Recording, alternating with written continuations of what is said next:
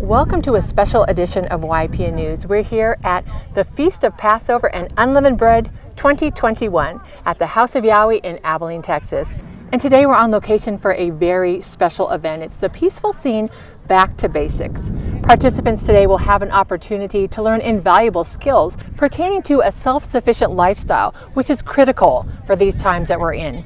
Some of the demonstrations will include everything from chicken raising to gardening to hand washing laundry, and there's even going to be a demonstration on how to build an outdoor cook stove. And of course, don't forget emergency preparedness skills for these last days.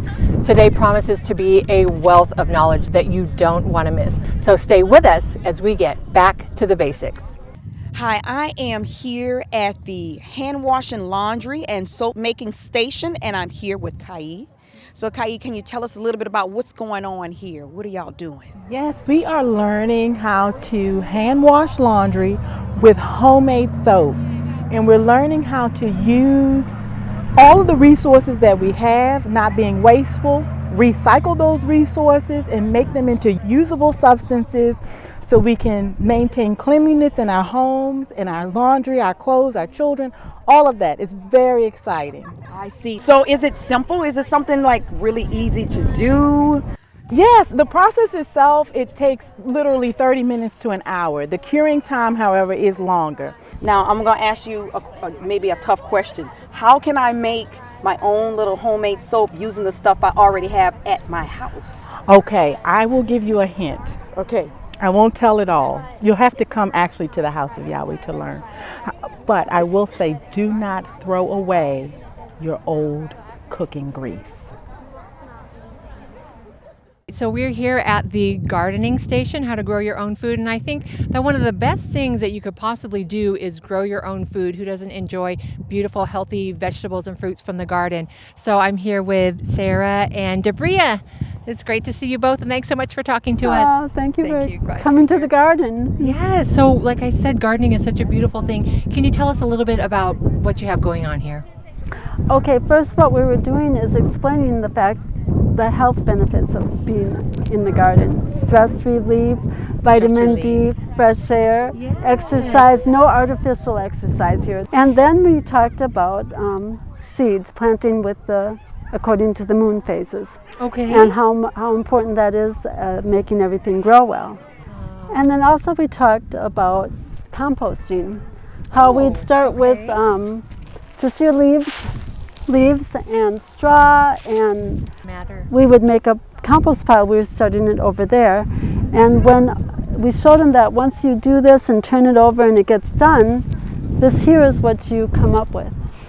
Some nice, really just nice, healthy soil. That does look beautiful, very rich. Yes, and you can tell this soil right here needs some of this because it's this is the first time this garden will be planted. Today is a transplanting day. Okay. So we actually had the children out there digging the holes, and you want to make sure when you bring those plants over, we got them from a different garden, and we had plants that were the lettuce probably that tall and the mustard greens that tall. So you want to make sure you grab enough soil so that those roots have enough soil when they originally come over. And you want to get them moist. And then you also want to make sure that your hole that you're putting them into is nice and moist. So then you put them in there and you really make sure that no air is left in that soil after you pack it down, and then put water on top so that it can have a healthy start. Oh, wow, that's great. Well, we appreciate your efforts so much, and we always enjoy all the fruits of your labor. All right, we are here at the Food Preservation Station, and I'm here with Kalaya. And Kalaya is going to tell us about how we can preserve food. And I am a lover of food, so go ahead, tell us, how can we preserve this food? I think that's what's so great about food. You can actually, it's something to enjoy, but you can always save it for later. Ooh, yes. So Okay. This right here, let me start with this. What a lot of people think of when they say, preserving food, they think of canning. Right. And so a lot of times you'll see things in mason jars, nice and sealed. But you can actually do it at home with your own pressure cooker. And this is something you get at your local grocery store, retail store, for only about like $30 or so. There are other methods you can also preserve food. The next way is water bathing. You can definitely look this up. These are easy methods that you can Google. You can look in books and they will tell you exactly how to do it, okay? But this is a method you can definitely use for vegetables and fruits. Another method you can use to preserve food is dehydrating. You can dehydrate herbs. And here I just picked out of the garden. I mean, this is so nice because you could just use extra vegetables and gardening vegetables. This is cilantro, chives, and you can dehydrate them in your oven, in the sun. This is a great way to add flavor to your food once you can it. Another way is fermenting. This is a jar of fermented greens from 2008 and it's still very green. And this is very healthy too for your gut, exactly, for your gut. The last way I have here of preserving is with brine. Brine is another fancy word of saying pickling. And pickling does not have to be straight up vinegar. It can have flavor. Add your pickling spices like coriander. I think there's mustard seeds in here, dill seeds. I mean, the list goes on. You can even put peppers, dried peppers. I mean, food can be flavorful. I mean, when you think of preserve, it doesn't have to be. It doesn't have to be boring. Yes, it doesn't. It doesn't. But the more you do it, the more creative you get, and the more you realize how great creation is. You know, it works with you. Yes. All right, I am here at the open fire cooking station and I'm here with Ahalia. Now, Ahalia, I see all of this stuff going on right here. Can you tell me what is this for? Are we about to make a fire or what are we going to do? We're going to put these rocket stoves together so that we're able to cook outside. As women, we can move it from one place to another with ease and we don't have to be stressed about not being able to cook when we have no more propane. Okay, so now how do you make this? I mean, I see a couple of cement blocks and okay, how do we get a fire started using just these few pieces you have here? Well, you're going to start on the bottom. You're just going to build a foundation and then you're going to put blocks together so that you can have open ends to be able to feed the fire and be able to put a pot on top and be able to cook there for your family. And can I just show you the inside the top of here? Yes, please. Okay. So right here is where we would cook. We have a few options. You can have a grate and you can have a steak. You can have a hot dog or a hamburger, or you can save these from your stove and you can put 2 different pots up here and cook you some beans and rice or some soup, or we've even made pizza and we've fried fish and we've had lots of wonderful meals on these little stoves. Now, I'm assuming the fire is going to be made in there. It is made in there and it comes through this end right here and you feed the fire through here and through here. So while you're feeding that fire, you're going to let it build up, and then when it gets to a point where the fire is staying lit without paper, you put sticks on the end and it just continues to keep the pot hot until your food is done. You just keep feeding the fire. We have this all prepared and set up so everybody can learn for when the time comes, and it looks like we're ready to go. It sounds fabulous. I would love to get cooking. All right, let's get cooking. So we're here at the Emergency Preparedness Station, which we know is something very important, especially in light of all the natural disasters that have been occurring. And tell us a little bit about what you have going on here, what people would need to have in case of emergencies like that. Right here, this little section here is water purification. And there's several different ways that you can purify water. One of them I was just explaining is this is a little water purification thing. It's called the Berkey system. And you just pour the water in. It has 2 filters on the inside of here. You can use pretty much any kind of water to put in there, you know, rainwater, snow, I mean really anything, and it will purify. It purifies almost all of the contaminants out of it. It doesn't take long. It's gravity fed. This is a sample of the water that came out of here. All right, and that's just one way if somebody's able to do that. So other ways is you can use Lugol's iodine, or really any kind of 2% iodine. Hydrogen peroxide, the food grade, 35%. that will purify also. Okay, great. So water is definitely one of the most important things. What are some of the other items? Okay, well, once we have our water, we want to learn how to conserve our water, all right? And you literally can bathe in a cup of water. You just heat it up. There's different ways to heat it up solarly.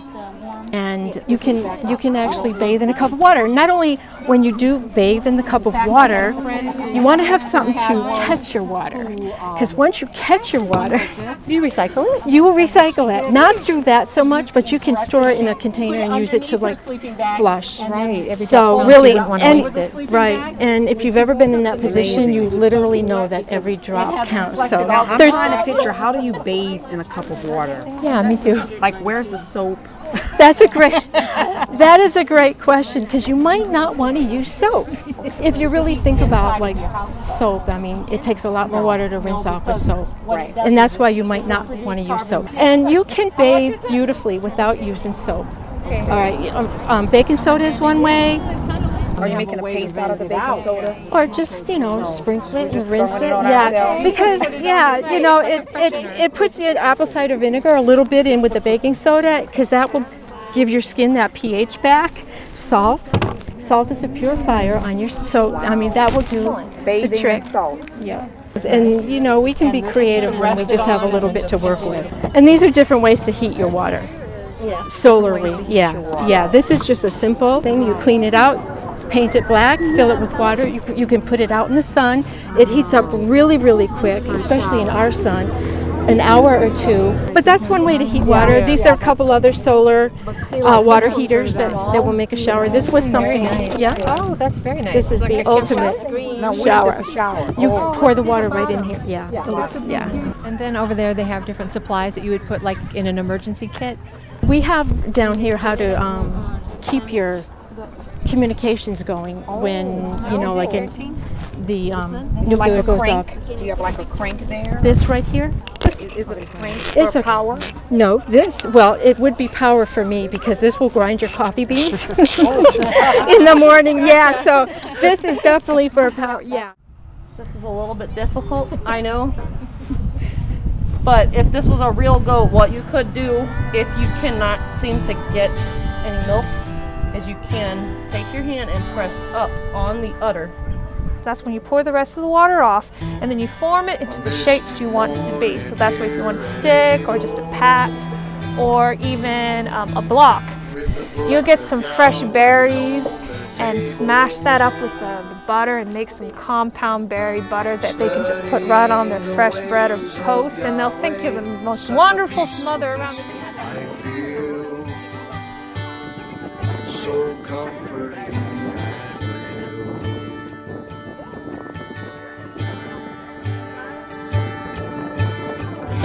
The many blessings of Yahweh are sitting right before our eyes. Our teachers who have helped us come out of a world of pain and lies. Soon we'll see the end of sin and behold a new day. Out of Yahweh's house comes blessing from Yahweh.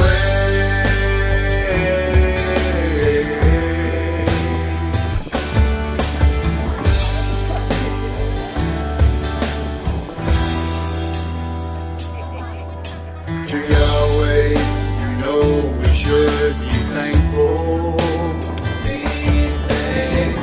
For the house of Yahweh is labeled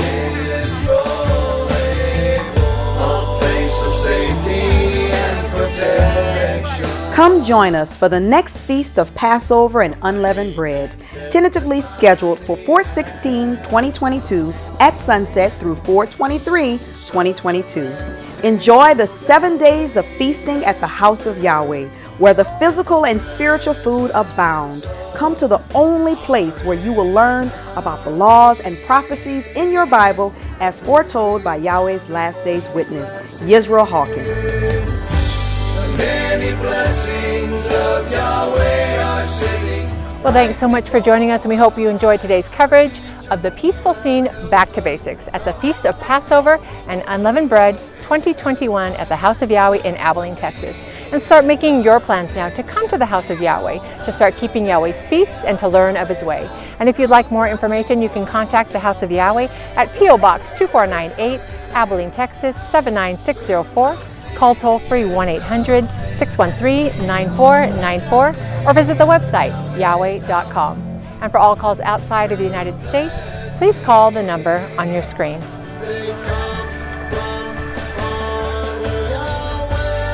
And be sure to visit our website, ypnnews.com, and subscribe to our YouTube channel, YPN News Extra, for more news and information. I'm Kim Kaziaka. On behalf of all of us here at YPN News, thanks for watching.